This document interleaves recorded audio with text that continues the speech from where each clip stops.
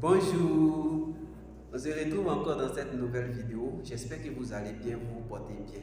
En tout cas, chez moi, ça va, Dieu fait grâce, je rends grâce à Dieu. Alors, aujourd'hui, on va parler de l'implantation du bâtiment. Alors, c'est un sujet qui me vient beaucoup à cœur, que je veux partager. Alors, je vais faire ça je vais faire en deux étapes. Je vais d'abord parler des processus, des étapes à suivre, à franchir avant de pouvoir implanter un bâtiment. Et aussi, après, la deuxième partie va parler de l'implantation proprement dit.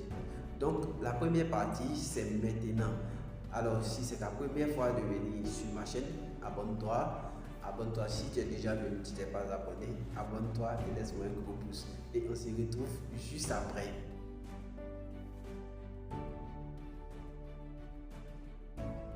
Alors, on se retrouve maintenant. Comme je vous l'ai dit, on va parler d'implantation. Donc, l'implantation, il faut savoir que pour pouvoir implanter un bâtiment, il y a des étapes à connaître et à suivre avant de penser à l'implantation. Et ces étapes-là, c'est de ça qu'on va parler dans cette vidéo. Alors, l'étape numéro 1, avant de penser à implanter un bâtiment, tu as acheté ton terrain, il faut faire l'étude de ton terrain. L'étude géotechnique de ton terrain. C'est l'étape numéro 1. L'étape numéro 1, c'est l'étude géotechnique de ton terrain. Tu fais l'étude géotechnique et c'est l'étude géotechnique qui va te dire ton sol peut contenir tel type de fondation. Ta fondation peut aller à telle ou telle profondeur sur ce sol. C'est l'étude géotechnique qui va te dire aussi les différentes couches de ton sol. Et il va te dire ton sol est un sol sec, un sol de la teneur en eau de ton sol. Tous ces éléments-là, c'est l'étude géotechnique qui va te dire, va te renseigner tous ces éléments. Alors, une fois que tu as tous ces éléments, tu as fait l'étude géotechnique, il faut te faire établir un plan. Et ça, c'est l'étape numéro 2.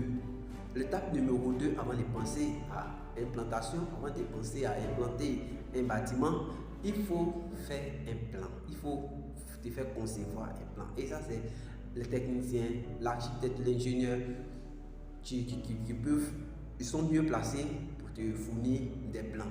Et les plans que vont te fournir pour pouvoir implanter ton bâtiment, c'est le plan des masses, le plan des situations, le plan des fondations, le plan géotechnique, le plan topographe, tout ça. Énormément de plans. Mais c'est ces plans-là qui vont te renseigner d'autres informations aussi, telles que le fond de fouille de ta fondation, la taille, la hauteur de ton bâtiment, la forme, le volume de ton bâtiment, tout ça. Il faut faire concevoir des plans que tu veux construire. Voilà, donc c'est l'étape, une des étapes les plus importantes. Je pourrais dire que c'est le plus important. C'est l'étape numéro 2. Ensuite, l'étape numéro 3, c'est la vérification des plans. Donc, on va évaluer, la vérification des plans va consister à évaluer les risques. Tu veux construire un bâtiment R+4. Ton terrain, ton étude géotechnique te dit que sur ce sol, tu peux construire R+3 seulement. Toi, tu veux construire R+4 avec penthouse. Tu vois, ça ne va pas. Donc, c'est l'évaluation des risques qui va te dire que tu ne peux pas prendre ce risque-là sur ce sol. Tu ne peux pas construire ça. Il faut tenir en compte des règles de la construction. Il faut tenir en compte les règles de l'architecture. Il faut tenir en compte et aussi, il faut être conforme aux règles de l'urbanisme. Voilà. Ton terrain se situe dans telle zone. On te dit dans telle zone, tu peux construire un bâtiment de 10 mètres de hauteur. Tu ne peux pas dépasser 10 mètres de hauteur dans cette zone. Ou bien on te dit dans cette zone, c'est les maisons basses. On ne construit pas d'étages dans cette zone. Ou bien on te dit dans cette zone, voilà le type d'architecture adapté à cette zone. Donc c'est le certificat d'urbanisme qui va te dire. Et aussi, ils vont te dire dans cette zone, tu dois avoir un recul sur la voie de 3 mètres ou de 2 mètres.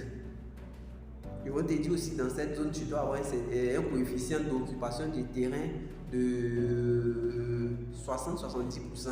Tu ne dois pas dépasser ça. et tu dois avoir les, comment on appelle, limites de mitoyenneté là, du temps en temps. Donc c'est tout ça là qu'ils vont évaluer et ils vont te dire ton plan est apte à être implanté. Donc voilà un peu les étapes que tu dois suivre pour pouvoir implanter un bâtiment. J'espère surtout que cette vidéo vous a aidé à comprendre les étapes à suivre avant de penser à implanter votre bâtiment. Alors si vous avez aimé la vidéo, likez, abonnez-vous à ma page car la deuxième vidéo qui va suivre va parler de l'implantation. On va montrer comment implanter un bâtiment sur le sol, sur ton terrain. Merci d'avoir regardé cette vidéo et on se retrouve très bientôt pour d'autres nouvelles vidéos. D'ici là, prenez bien soin de vous et prenez soin de votre famille. Au revoir, bye bye.